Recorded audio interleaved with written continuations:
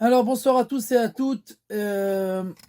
Aujourd'hui, comme on est entre Rosh Hashanah et Kippour, alors on va essayer de parler un peu sur le processus qu'on est censé passer entre Rosh Chodesh et Elul, en fait, qu'on vient de terminer le mois de Elul, et le Yom Kippourim, que c'est le sommet de ces 40 jours. Anil et Dodi et Dodili.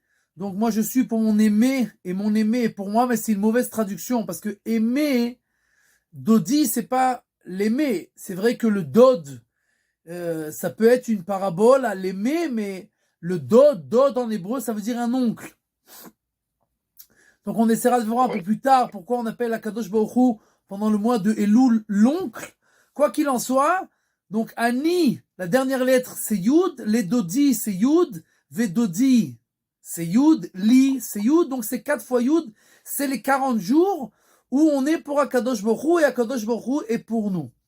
Et donc on commence un processus à Rosh Chodesh Elul qui va se terminer en fait après les 40 jours, il y a 30 jours de Elul, les 10 jours de Tishrei, où on arrive au Yom Kippourim. Et quand on est maintenant dans les 10 jours de pénitence, alors il y a écrit dans le Shulchan Aruch, dans les Ilchot Aseret Yemetshuva, c'est le Siman Tafresh Gimel 603, d'accord. Alors dans le chapitre 603 du Shulchan Aruch, il y a écrit que Afmi, je vous lis, Afmi shenon nizar bepat shel kutim basat shuvat tsar lizaer. Même celui qui n'a pas l'habitude de faire attention, de manger du pain qui a été fait par des non-juifs, alors pendant les 10 jours de pénitence, il doit faire attention. C'est-à-dire, en 2 mots comme en 1000, t'habites à Paris, t'as pas l'habitude de boire du lait chamour, alors pendant les 10 jours de pénitence, tu dois boire du lait chamour. T'as pas l'habitude d'acheter du pain dans une boulangerie où on allume le four par un juif, alors pendant les 10 jours de pénitence, tu dois faire attention à ça. Et bien entendu, donc on parle même de choses que les gens n'ont pas l'habitude de faire, et même si c'est une khumra, c'est-à-dire c'est pas quelque chose qui est obligé dans le Shulchan Aruch, comme par exemple dans un endroit où il n'y a pas de boulangerie juive, alors on peut acheter du pain chez les non-juifs, il n'y a pas de problème si c'est du pain qui est fait seulement avec de la farine et de l'eau, mais donc il y a écrit que dans cette période, on doit faire des choses en plus. Et bien entendu, ça nous fait un peu sourire parce qu'en fait, ça nous fait penser, vous savez, quand on est dans l'enseignement, dans l'éducation, alors c'est comme les enfants qui sont des pestes, des turbulents, ils te rendent fou pendant toute l'année. Et quand tu arrives à la fin de l'année, ça y est, je vais bien me comporter, ça y est, je suis un gentil garçon, je vais faire un bon contrôle, je vais être gentil, etc. Mais tu te fous de qui? On sait très bien que toute l'année, tu nous as rendu zinzin. D'accord. Alors là, 2 jours avant la fin, tu veux qu'on te donne ton diplôme, alors tu tiens tranquille. C'est exactement la même chose. Quelqu'un, il fait des bêtises toute l'année, il fait pas attention toute l'année, et puis non, on arrive à Yom Kippour, non, je vais faire attention. Mais c'est que pendant les 10 jours de pénitence. Et on sait très bien qu'après, tu vas recommencer. Alors ça sert à quoi? D'accord? Maintenant, on voit quelque chose de très très important pour répondre à cette question, pour comprendre en fait ce qui se passe. C'est qu'on voit quelque chose de très très important qui apparaît chez nos sages. Il y a écrit que dans la Gemara, dans le traité de Makot, page 10, il y a écrit que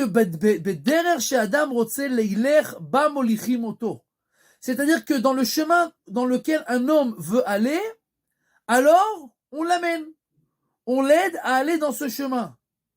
Vous savez, des fois, on rencontre des gens qui étudient la Torah et qui sont pas des gens, tu dis, j'aurais cru que quelqu'un qui étudie la Torah, il est parfait, puisqu'il étudie la Torah. Et on voit des gens qui sont religieux, entre guillemets, qui étudient la Torah, et qui se comportent pire que des gens qui étudient pas la Torah. Alors, comment ça se passe? Le Chazon Ish, il dit, c'est pas compliqué. Il dit, l'homme, qui a Adam et Tzasadeh. L'homme, c'est comme une plante, c'est comme un arbre. Il est dans la terre. L'eau, c'est la Torah. En Maïm est la Torah. La Torah, elle ressemble à l'eau, puisque l'eau, elle vient de haut en bas, elle vient du ciel jusqu'à la terre, enfin, la Torah, elle vient du ciel à la terre, l'eau, elle descend toujours vers le bas, la Torah, elle se fait toujours accepter chez des gens qui sont humbles, qui sont bas. L'eau, on peut pas vivre sans la Torah, etc., etc. Il y a plein de raisons pourquoi la Torah est comparée à l'eau. Donc, l'eau, quand on abreuve quelque chose qui est dans la terre, ben, ça fait pousser ce qu'il y a dans la terre. C'est-à-dire que s'il y a des ronces et des épines qui sont dans la terre, ben, ça va pousser plein de ronces et d'épines. Si tu as un rosier dans la terre, ben, tu vas avoir des roses qui vont pousser. Donc, le Chazon Ish, il dit, la Torah, ça aide à faire pousser ce qu'il y a. C'est-à-dire que si une personne, c'est une pourriture à l'intérieur, il peut étudier autant de Torah qu'il veut, il va être encore plus pourri. Parce qu'en fait, maintenant, il va être intelligent pour savoir comment faire les choses d'une manière détraquée, mais intelligemment. Donc, il devient encore pire que quelqu'un qui n'a pas étudié la Torah. Donc, et le Chazon Ish, donc, il écrit que si on n'étudie pas le Moussar, on n'étudie que la Torah, la Gemara, la Halakha, etc. Mais on n'étudie pas le Moussar, on n'étudie pas la morale juive. Et la morale, en fait, c'est ce qui coupe les épines. C'est ce qui enlève les épines. Et alors, l'arbre, il peut pousser comme on voudrait qu'il pousse. Mais donc, en fait, dans le chemin qu'un homme, il veut aller, on le mène. Baderer she'adam rotze leler, ba molichim oto. Et dans Shira Shirim Rabba, dans le Midrash, il y a écrit, Pitroulé pétar que pitro shel machat, ouvrez-moi comme l'ouverture d'une épingle, d'accord, d'une aiguille, pardon, et moi je vous ouvre les portes d'un monde, d'une salle entière. C'est-à-dire, fais le premier pas, et moi je t'aide, d'accord. Et dans la Gemara, dans Yuma, la même chose est écrite dans la page 38, Ken Abba Liiter Mesaim Oto Mina Shamayim, quelqu'un qui vient pour se purifier, on l'aide du ciel. Toutes ces références, qu'est-ce qu'elles veulent dire? Elles veulent dire une chose très simple. On ne te demande pas d'être top. On te demande de vouloir être top. Vous savez, on raconte que les chassidim, ils font tout comme le Rébé. Ils vont avec le même frac que le Rébé. Ils vont avec le chapeau plié comme le Rébé. Ils font tout comme le Rébé. Et un jour, quelqu'un a posé une question à un chassid, il dit, je comprends pas. Le Rébé, c'est le Rébé, mais toi, c'est toi. Pourquoi tu fais tout comme le Rébé? Alors, il lui a dit, il y a écrit dans la Mishnah, dans Masechet PA, quelqu'un qui va prendre des béquilles et qui va faire semblant qu'il est boiteux ou qu'il n'a pas de jambes, etc. Ma Mishnah, elle dit, Lo yamut achiyeh ke'echad mehem, c'est-à-dire qu'à la fin, il sera comme eux. Tu fais semblant d'être comme eux, tu seras comme eux. Tu fais semblant d'être quelqu'un avec des problèmes, alors tu auras des problèmes. Or, la Gemara, elle dit dans Masechet Sota que Meruba midat tova midat pour un autre, c'est-à-dire que quand Akadosh Baruch Hu, il fait quelque chose dans le mal, entre guillemets, alors quand il le fait dans le bien, c'est toujours en beaucoup plus accentué. Donc si dans le mal, si quelqu'un il fait quelque chose, il veut ressembler à quelque chose de pas bien, à la fin il saura. Alors si on veut ressembler à quelque chose de bien, alors a fortiori qu'à la fin on saura. Donc moi je suis pas le Rébé, mais je veux être comme le Rébé. Alors automatiquement Dieu va m'aider à être comme le Rébé. D'accord? C'est-à-dire que en fait, on peut pas rester à la même position d'année en année. On doit évoluer. Et la Torah nous demande une seule chose. Veux. Montre que tu veux. Et quand quelqu'un il fait, c'est-à-dire que ces jours-là, ils ont la capacité de transformer une personne si elle le veut véritablement. Quelqu'un qui veut faire un changement véritablement, mais il faut vraiment le vouloir. Et pour le vouloir, on fait des actions pour se montrer à nous-mêmes, je veux pas rester le même. Alors, il a la possibilité de se transformer complètement. D'accord? Et ça, on le voit dans l'histoire de Rabbi Yochanan et Resh Lakish. La Gemara dans Maseret Baba Metzia, page 84, nous raconte que Resh Lakish, il était le roi des bandits. Il était à la tête de la mafia. Un jour, il va à Sfat Yarden, il va au bord du Jourdain, et il voit Rabbi Yochanan en train de nager. Rabbi Yochanan était très très beau, il y a écrit dans la Gemara, et il n'avait pas de barbe. Donc Rabbi Resh Lakish, il a cru que c'était une fille. Parce qu'il était tellement beau, et puis il n'avait pas de barbe, il était imberbe. Alors il a cru que c'était une fille. Maintenant, Resh Lakish, c'était le roi de la mafia. Il faisait du sport toute la journée, il était musclé, un athlète. Il y a écrit dans la Gemara qu'il a fait un bond énorme pour passer d'un côté de la rivière pour arriver jusqu'à Resh Lakish. Et puis il arrive juste à côté de lui, il lui dit « Oups !» C'est une excuse, mille excuses. Pardon. Je croyais que c'était une fille, mais c'est un garçon. Doucement. Pardon. Et alors, Rabbi Yochanan lui dit « Chelach l'oraita » Il lui dit avec des forces pareilles, toi tu dois aller étudier la Torah. Parce que si tu dis tes forces pour la Torah, tu vas devenir un grand. Et il lui a dit, tu sais quoi? Viens, on fait une affaire. Je te donne ma sœur, tu fais tchouva. On va pas rentrer dans les détails parce que c'est une histoire qu'il nous faudrait au moins 1 heure pour expliquer. Mais je sais pas si vous êtes au courant, on peut pas faire du troc avec sa sœur. Ça marche pas, d'accord? Il y a que le père qui peut marier la fille. Un frère, il peut pas marier sa sœur. Et donc, je suis très curieux de savoir qu'est-ce qu'il a. C'est-à-dire qu'en fait, Rabbi Yochanan, il a convaincu sa sœur que ça valait le coup de se marier avec Resh Lakish, mais je suis très curieux de savoir qu'est-ce qu'il lui a dit. Et il lui a dit quoi? Écoute, c'est un mafieux, mais il m'a promis qu'aujourd'hui, il va faire tchouva. Il m'a dit, moi, t'es dingue ou quoi? Qui c'est la folle qui va aller se marier avec un mec comme ça? Bon, c'est une histoire, on laisse entre parenthèses. Quoi qu'il en soit, il y a écrit que Resh Lakish, il a dit, ok, Mazal ou Bracha, je me marie avec ta sœur, je fais tchouva. Et il y a écrit qu'il a essayé de sauter en retour et il n'a pas réussi. Il n'a pas réussi. Et Rashi nous dit pourquoi il n'a pas réussi. Parce qu'il y a écrit que Torah matej et korosh el adam. Que quelqu'un qui étudie la Torah, il devient un peu lourd. D'accord? Donc il n'a plus la force. Il devient faible. Et comme Resh Lakish, il a pris sur lui d'étudier la Torah, bah, il est devenu faible. Non, je sais pas si vous comprenez, mais ça tient pas la route, cette histoire. Parce que, bon, moi, par exemple, Baruch Hashem, on est assis toute la journée, d'accord? Alors, Baruch Hashem, on avance. Enfin, dans les diamètres, on avance, d'accord? Mais on avance parce que on mange et on bouge pas. Mais ça prend du temps, je veux dire, pour faire un truc pareil, c'est pas en 2 jours, d'accord? Tu dois investir.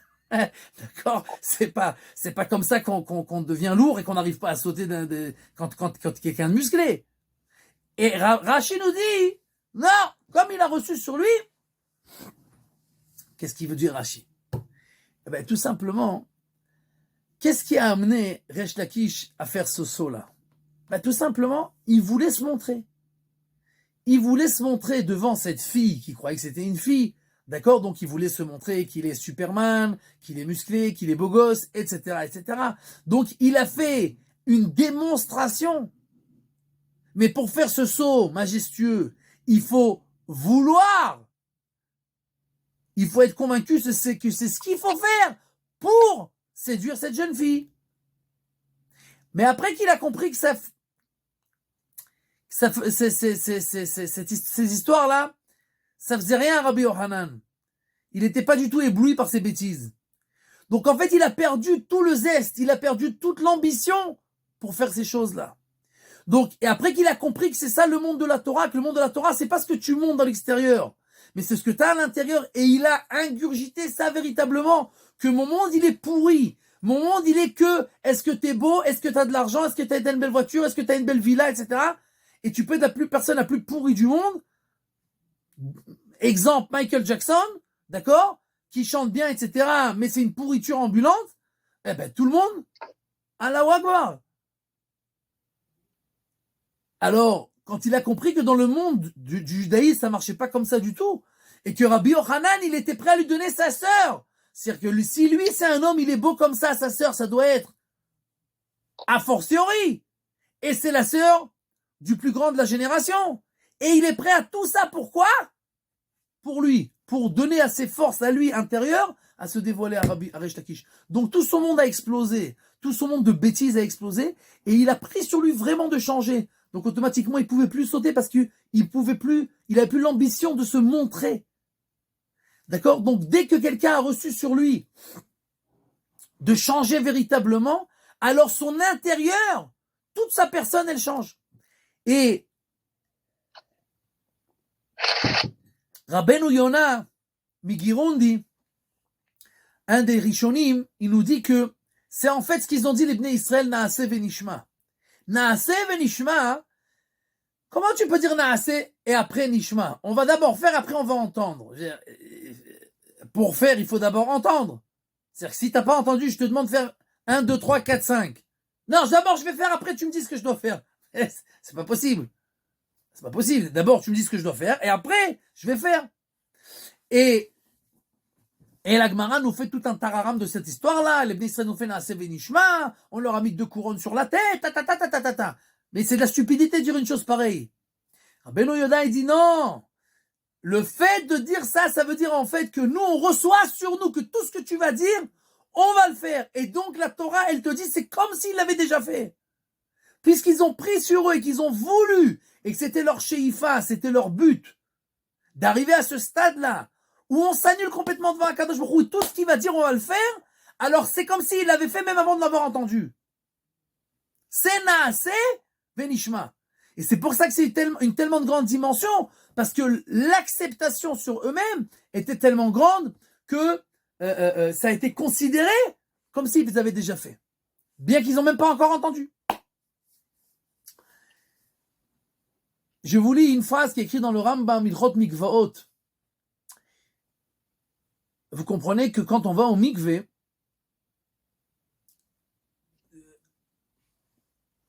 t'étais pur, tu es devenu impur. Pourquoi? Mystique. Après, tu vas au mikvé, tu trempes dans l'eau. Si c'est de l'eau de la pluie, tu deviens pur. Si c'est dans la douche, tu n'es pas pur. Si tu as la piscine, ça marche pas. Pourquoi? C'est comme ça. Le Rambam, il écrit la chose suivante. Davar barur vegalui shatumot ve'ataharot gzerat hakatuvu. C'est clair que la touma et la tahara, la pureté et l'impureté dans le judaïsme, c'est gzerat hakatuv, c'est ce que Dieu a dit et on comprend pas. Ve'afal pichen. Mais cependant, remez yesh badavar. Il dit il y a une illusion que la Torah veut nous faire. שהמכוון ליבו לתאר כיוון שטבל טהור ואף על פי שלא נתחדש בגופו דבר. Que quelqu'un qui est impur, pas seulement impur dans les lois, mais il est impur, il a fait des avérotes, il a fait des péchés, il se conduit mal, il a fait des bêtises, etc. S'il a pris sur lui de se purifier, même si dans son corps, puisqu'on parle de quelque chose de spirituel, de la pureté, l'impureté c'est quelque chose de spirituel, même si dans son corps rien n'a changé, אף על פי שלא נתחדש בדבר, כיוון המכוון ליבו לתאר נפשו, כיוון שהסכים בליבו לפרוש את המצות ויפנשו את הדם, הרי הוא אומר, וזרקתי לכם אם תראו תרתם. Le fait même qu'il a reçu sur lui, il a pris sur lui de se purifier, c'est-à-dire de faire la volonté divine, c'est-à-dire de se tremper dans un truc où tu comprends même pas qu'est-ce que ça change. Pourquoi je fais ça? Ça change quoi? Ça sert à quoi? Qu'est-ce qui va changer? Rien. Mais le fait même que tu fais ça pour montrer que tu fais parce que Dieu il a dit, alors c'est, même si rien n'a changé dans ton corps, c'est ça l'allusion du mikvé, que rien ne change. Mais le fait même que tu le fais, ça veut dire que toi tu changes. Et quand toi tu changes, alors tu deviens une autre personne. Et alors, t'es plus la même personne. Si le décret était sur un tel, ben, c'est pas le même un tel, c'est quelqu'un d'autre. Donc le décret, il peut être annulé puisque c'est plus la même personne. Ah, mais j'ai rien changé, il n'y a rien qui s'est passé. Si, ton intérieur, il a changé, ta volonté, elle a changé. Et donc, cette volonté-là, cette ambition-là, cette she'ifa-là, c'est elle qui transforme la personne. Et c'est pour ça que le Chazon Ish, il dit que on a vu beaucoup de grands de la génération, des générations comme Rabbi Akiva, etc., qui ont commencé à étudier très tard. 40 ans, il y a même des gens qui ont étudié plus que 40 ans, qui ont commencé et qui sont devenus des géants. Pourquoi? Parce qu'ils avaient l'ambition, ils avaient la volonté, et donc toute leur personnalité, elle a changé en une seule fois. Et donc maintenant, on commence à comprendre un peu qu'est-ce que nos sages nous disent, que dans les 10 jours de pénitence, on doit prendre sur nous toutes sortes de choses. C'est pas un jeu. On veut montrer à Kadosh Baruch Hu que j'ai l'ambition, je veux changer. C'est pas que je fais ça pour m'amuser et puis après je recommence. Non, je fais des actions pour me montrer à moi-même, pour montrer à toi que je ne veux plus rester la même personne. Je ne veux plus rester la même personne. On ne peut pas rester les mêmes d'année en année. Maintenant, ça c'était l'introduction. Maintenant, on va essayer de comprendre ce qui se passe. C'est quoi le processus? Regardez. On commence Rosh Chodesh Elul, Ani le Dodi, Vedodili. Dieu, il est appelé Dod. Dod, c'est un oncle. On arrive à Rosh Hashanah. Comment on appelle Akadosh Baruch Hu? Avinu Malkenu. Im kebanim, im keavadim. Mais on appelle Akadosh Baruch Hu pas notre oncle. On appelle Akadosh Baruch Hu Avinu, notre père. Donc le lien de parenté, il change. Avant, c'était un oncle. Maintenant, c'est devenu un père. À Kippour, on va voir qu'il n'y a plus de nom à Akadosh Baruch Hu. Il n'y a plus de nom. Qu'est-ce qui se passe? Rabbeinu Bechaye, dans Kad HaKemach, écrit que, pourquoi on appelle Akadosh Baruch Hu Dod? Hashem itbarach nimshal le Dod, u nimtza karov balev, ve'u rachok le'asigo. The Uncle Sam, l'oncle, le riche oncle des États-Unis. C'est quoi l'oncle? L'oncle, c'est la personne qu'on aime, qui est proche du cœur, mais qui est loin de moi. L'oncle, il habite pas chez moi, puisque c'est pas mon père, c'est mon oncle. Donc mon oncle, il est dans mon cœur. Quand tu viens, il amène des cadeaux, il nous embrasse, il nous enlace, il nous fait des compliments, et puis il s'en va.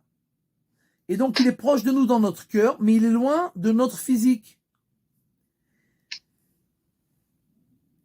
Et en fait, ce qui se passe, c'est que quand on commence en Rosh Chodesh Elul, on comprend que Dieu, il est là proche de nous. On veut qu'il soit là. Mais tachles, c'est-à-dire que sur le terrain, il est loin de moi. C'est-à-dire que physiquement, il est loin de moi. Dans mon cœur, je veux. Mais dans la réalité, il est loin. Et alors, qu'est-ce qu'on fait? On commence à se rapprocher. Tac, tac, tac, tac, tac, tac, tac. Et alors, Amelech Bassadeh, Akadosh Baruch Hu, maintenant, il est proche de nous. Quand l'oncle, il commence à habiter avec moi dans la maison, alors c'est que vers mon père. C'est déjà plus mon oncle, c'est mon père. D'accord? Parce qu'il est proche de moi, physiquement, et il est proche de moi dans mon cœur. Donc, le fait de se rapprocher d'Akadosh Baruch Hu, de faire des mitzvot, d'arrêter de faire des averot, de se repentir pendant le mois de Elul, on enlève la distance, on réduit la distance. Et de la définition d'oncle, Dieu il devient comme notre père. Maintenant, en fait,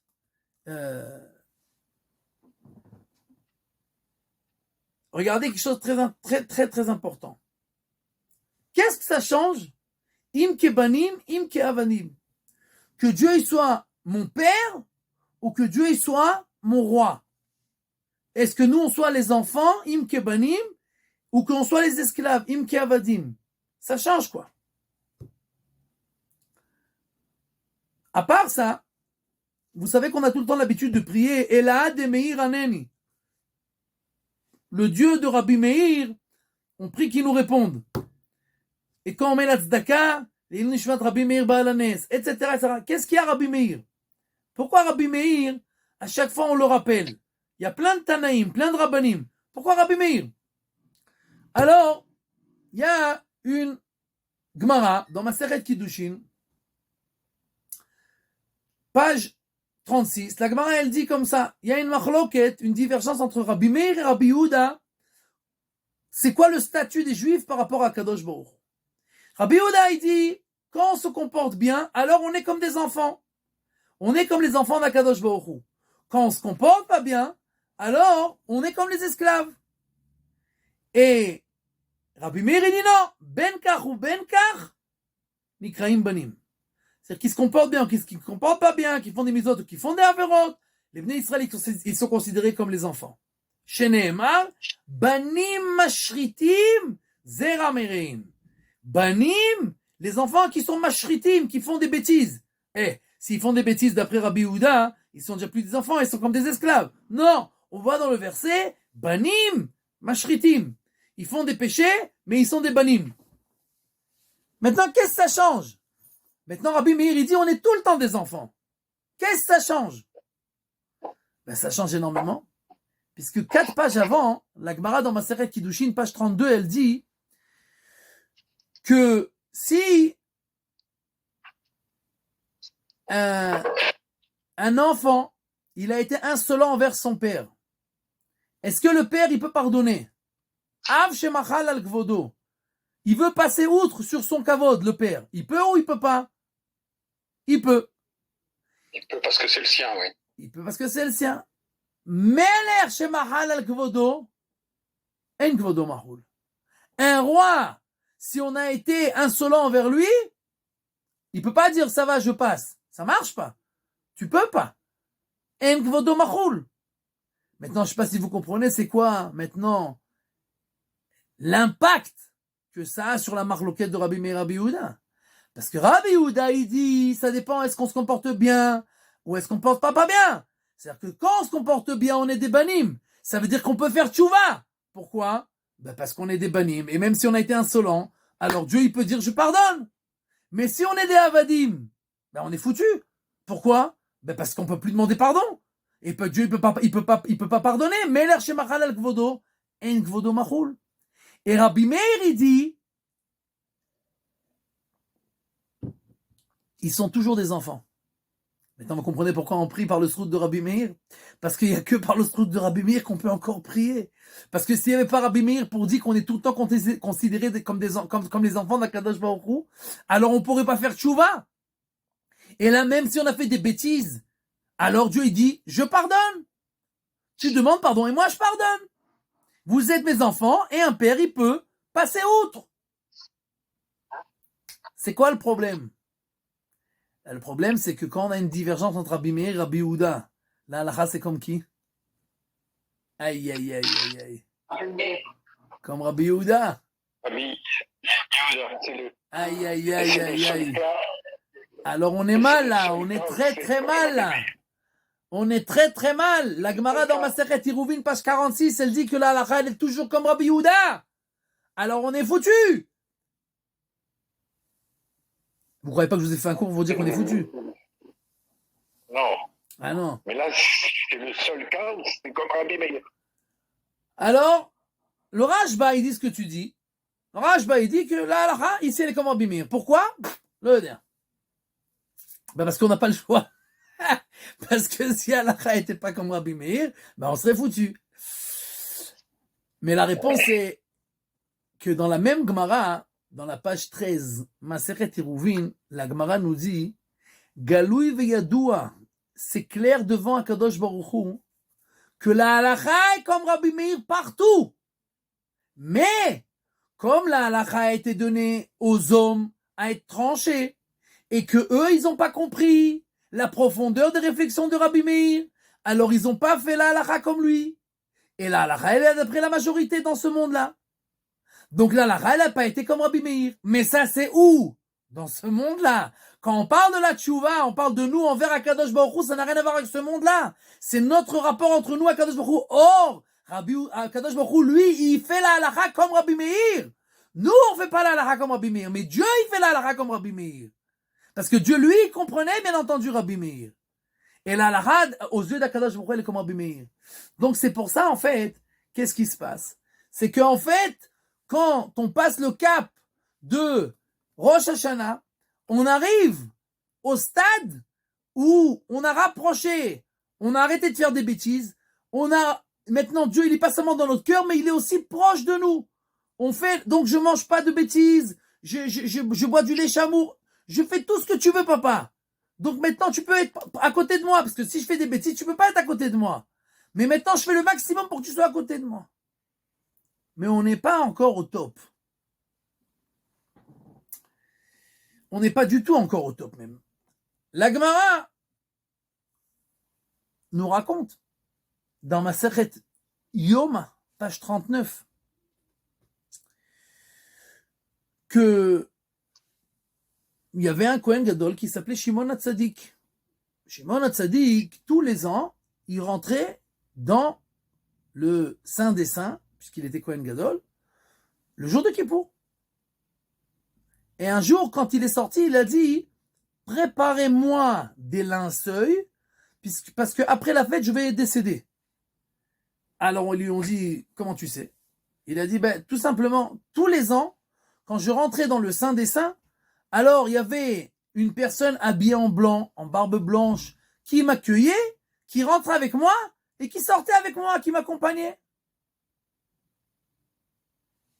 Cette année, il y a quelqu'un qui m'a accueilli habillé en noir et il est rentré avec moi et il n'est pas sorti.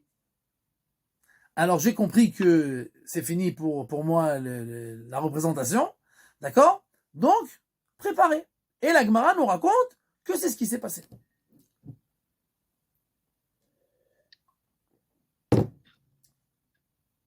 Petite question. Qui était l'hurluberlu qui était en train de jouer aux dames, d'accord, une fois en blanc, une fois en noir, qui rentre et qui sort? Puisque je vous rappelle qu'il y a écrit que toute l'année, quand le Kohen Gadol, il rentrait pour faire le service dans le Saint, pas dans le Saint des Saints, il y a écrit que personne n'avait le droit d'être là-bas. Tosfot Yeshanim sur place pose la question. בירושלמי פריך והכתיב וכל אדם לא יהיה באוהל בועד ודרשינה אפילו אותם שכתוב בהם ופניהם פני אדם. Donc le Yerushalmi dit que à Yom Kippour, pas seulement les êtres humains n'ont pas le droit d'être dans le tabernacle quand le Kohen Gadol y rentre, mais même les anges, ils n'ont pas le droit d'être là-bas. Alors qui c'est qui est rentré, qui est sorti à chaque fois? Je vous réponds, je vais vous dire la vérité, j'ai pas vraiment compris ce que ça veut dire, mais je vous lis ce qui est écrit dans notre Tosfot Yeshanim. Ou Metaretz, il ramène le Yerushalmi, Kvod, Akadosh Baruch Hu Haya. Ah, c'est pas compliqué. Il y a écrit qu'il n'y avait pas le droit d'avoir des anges. Ok. Akadosh Baruch Hu, c'est pas un ange. Donc c'est lui qui rentrait et qui sortait. Qu'est-ce que ça veut dire? Je sais pas. Comment c'est possible? Bon, on comprend pas. Mais, c'est ce qu'il y a écrit. Donc, quand le Kohen Gadol y rentre, aucun homme n'a le droit d'être là-bas. Aucun ange n'a le droit d'être là-bas. Il n'y a que Akadosh Baruch Hu qui peut être là-bas. Et alors, le Midrash, dans Yalkut Shimoni, pose une question. Tavkuf Ain Aleph, 571, chapitre 571. Yalkut Shimoni pose une question, à première vue, complètement déconnectée de la réalité. Et elle dit, minute, il y a écrit dans le verset, Veloye Adam, que aucun homme n'a le droit d'être dans le sein quand le Kohen Gadol y rentre. On a dit que aucun homme, même ceux qui sont comme des hommes, les anges, ils n'ont pas le droit. Le Midrash, il vient et il dit, aucun homme n'a le droit d'être quand le Kohen Gadol y rentre. Et alors, je vous lis, parce que si c'était pas écrit, on n'aurait jamais pu dire une chose pareille. Amar Rabbi Abahu ve Kohen Gadol lo Adam haya. Le Kohen Gadol, c'était pas un homme, lui. Il y a écrit que quand le Kohen Gadol y rentre, il n'y a aucun homme qui a le droit d'être là-bas. Et le Kohen Gadol, c'est pas un homme? La question est pas très compréhensible, parce que il y a écrit que quand le Kohen Gadol y rentre, il n'y a personne qui a le droit d'être là. Aucun homme. Donc on comprend qu'aucun homme, à part le Kohen Gadol, parce que sinon, qui c'est que tu veux qu'il rentre là-bas? Un hologramme? Qui c'est qui va faire le service divin? Il faut qu'il y ait quelqu'un qui rentre. Alors le Midrash, il dit non. Veloye Adam. Il n'y a aucun homme qui a le droit d'être là-bas. Compris le Kohen Gadol. Alors le Midrash, il pose la question. Kohen Gadol, lo Adam Aya, mais c'était pas un homme? Écoutez la réponse. Ela Kaïd Amar Rabbi Pinchas. Beshaa Shaya Ruach HaKodesh Shora Alav. Quand le Kohen Gadol y rentrait au tabernacle, il y avait le Saint-Esprit, entre guillemets, le Saint-Esprit qui se mettait sur lui, son visage rayonnait comme des rayons ardents. Adaou dirtiv ki sifte Kohen ishmeru dad ve Torah yivakshu mipiu ki malach Hashem tzvakotu. C'est-à-dire, et il devenait plus un homme. Vous avez capté ou pas? C'est-à-dire que, ça veut dire que il devenait un ange. Il était plus un homme. Il devenait un ange. Mais un ange, il peut pas entrer aussi. Rega. Veloye Adam. Un homme, il n'a pas le droit d'être là-bas. Kohen Gadol, c'était pas un homme? Réponse, non, c'était pas un homme. C'est-à-dire, qu'est-ce qui se passait? Qu'est-ce que c'est un ange? Qu'est-ce que c'est un ange? Un ange, c'est un faisceau où la lumière divine passe. Il n'y a plus de différence. Parce que c'est comme un envoyé. L'envoyé du roi, c'est comme le roi. Un malach, en hébreu, malach, ça veut dire un envoyé. C'est un ange, mais ça veut dire un envoyé, en hébreu. Le but du jeu, après qu'on a passé les étapes de Elul, on a rapproché l'oncle. Il était loin, on s'est rapproché. Il est devenu comme mon père qui est très proche. Et le but du jeu, c'est à Yom Kippour de fusionner. C'est-à-dire qu'il n'y a plus moi, je n'existe plus. Il n'y a que Akadosh Baruch Hu qui existe dans ma vie.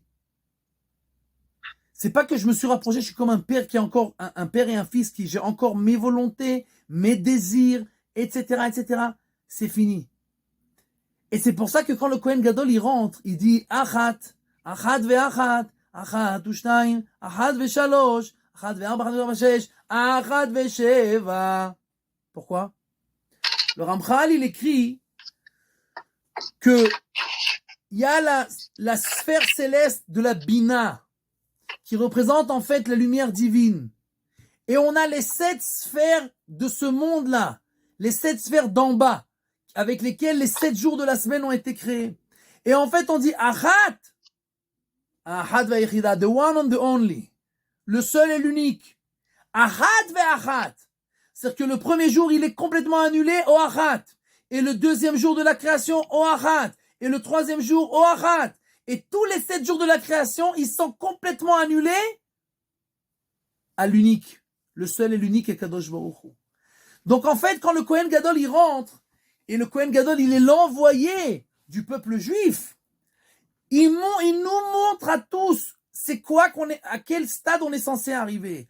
On est censé arriver à ce stade-là où moi je n'existe plus. Moi je ne veux plus rien de moi. Batel retzoncha mipnei retzono. Annule ta volonté devant sa volonté. Maintenant, ce qui se passe, c'est que je pose pas la question, je veux boire du lait comme ça. Quel lait tu veux que toi je bois? Alors j'achète le lait chameau. Quelle tfila tu veux que j'aille? À 10h du matin ou à 8h? Alors je vais à 8h, etc. Quelle éducation tu veux que je donne à mes enfants? Celle qui est pas chère ou celle qui va faire ta volonté? Alors, je m'annule, il n'y a plus de réflexion. Je ne suis là que pour être comme un ange qui fait passer le faisceau divin. À part ça, moi, j'ai plus rien qui existe. Et le Rambam nous dit qu'en fait, le véritable amour d'Akadosh Baruch Hu, c'est comme l'amour d'une femme. Quand quelqu'un il est amoureux, alors il mange, il pense à cette femme, il boit, il pense à cette femme, il dort, il pense à cette femme, il va, il pense à cette femme. Il est tout le temps, sa tête, elle est avec cette femme. Et le Rambam, il dit que l'amour d'Akadosh Baruch Hu, c'est la même chose que l'amour d'une femme. Que ta tête, elle se déconnecte jamais. Comme un ange. Un ange, il n'y a pas, hein, bon, je vais faire un tour. Tu vas faire un tour où? Tu fais ce que Akadosh Baruch Hu, il t'a envoyé et c'est tout. Rien d'autre. Donc le Kohen Gadol qui rentre, Ve'aya kelo Adam, c'est plus un homme. Donc il n'y a même plus de définition. C'est plus on est nous et notre père. Chez nous, on est annulé à notre père. On n'existe plus. Rav, Ken, je peux vous demander une confirmation sur quelque chose. J'ai un autre cours d'un autre Rav la semaine dernière. J'ai l'impression qu'il a dit la même chose que l'idée que vous présentez, l'unification, on va dire, du Kohen Gadol, le jour de Kippour avec Hachem lui-même, c'est ça? Ken. Apparemment, dans le passouk Shuva Israël, Ad Hachem Elokecha, ce Ad, ça serait la même chose. C'est-à-dire que la Tchouva d'Israël peut aller jusqu'à disparaître, on va dire, s'unifier complètement à Hachem. Je ne sais pas si vous... Il a fait Meod. C'est ça? C'est la même idée? Ken. D'accord. Ad Hachem Elokecha. Jusqu'à que tu arrives jusqu'à Kadosh Baruch Hu. Il a fait Meod. Bon, donc j'ai bien compris, c'est bon. Il a fait Meod. Le Rav Kook, dans Igrot Haraya, Chelek Aleph, page 98 et 99, nous dit qu'aujourd'hui, on n'a plus de Kohen Gadol. Enfin, c'est pas lui qui dit ça, on sait qu'on n'a plus de Kohen Gadol. On n'a plus de Kohen Gadol, on n'a plus de Beth Mikdash. Alors, comment on fait ce travail maintenant? Eh ben, il dit tout simplement, c'est pas compliqué, tu dois prendre sur toi de chercher et de faire les mitzvot que tu comprends pas. Sans comprendre. Aujourd'hui, le trend, c'est de ah non, moi je veux comprendre, si je suis pas connecté dans mon âme, je fais pas. Mais arrête tes bêtises. Parce que si c'est comme ça, 90% de la Torah, tu fais pas. Le Midrash nous dit de Da'at Ameh Aratzot Afucha Mida'at Torah. Parce que les gens qui sont illettrés, ils pensent exactement l'inverse de la logique de la Torah. C'est pas compliqué, regardez le monde aujourd'hui, hein. C'est exactement l'antithèse de la Torah. Et on fait de ça des idéaux, etc. Donc, si on va d'après ce qu'on comprend, on va pas aller loin. Donc, il dit, cherche pour t'habituer à ça, à t'annuler. Il dit, cherche les mitzvot que tu comprends pas. Et prends sur toi de les faire, malgré que tu les comprends pas. Et en faisant ça, tu t'annules techniquement à Kadosh Baruch Hu. C'est-à-dire que moi, j'ai plus de ratson, j'ai plus de volonté, j'ai plus de compréhension, j'ai plus de date.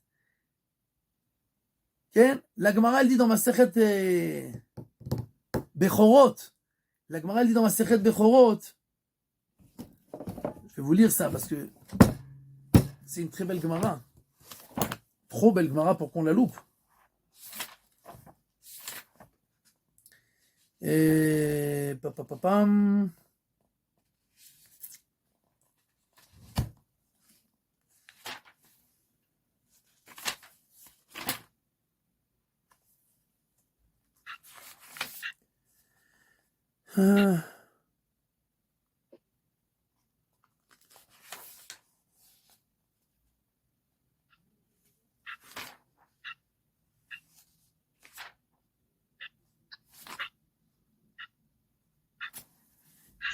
Une seconde, désolé. Je vais pas dire ça de tête.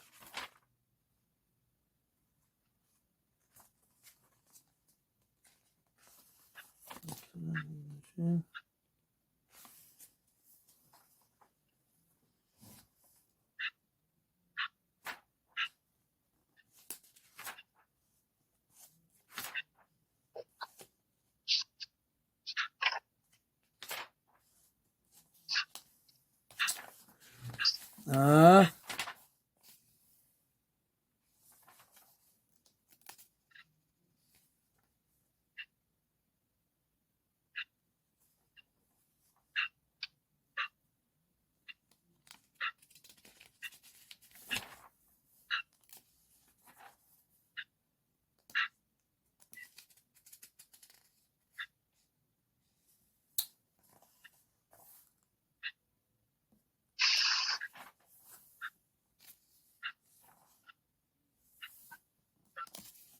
Bon, eh bien, écoutez, Je le trouve pas.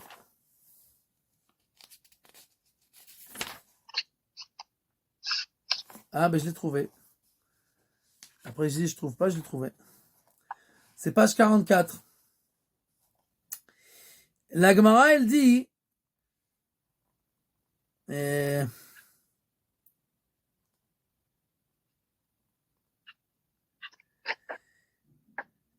Lo yeh becha akar ve'akara uvivemtecha. La Gemara nous dit, Shelo te'et tfilatra akura lifnei hamakom, et matai, bizman shata mesim atzmecha kebehema.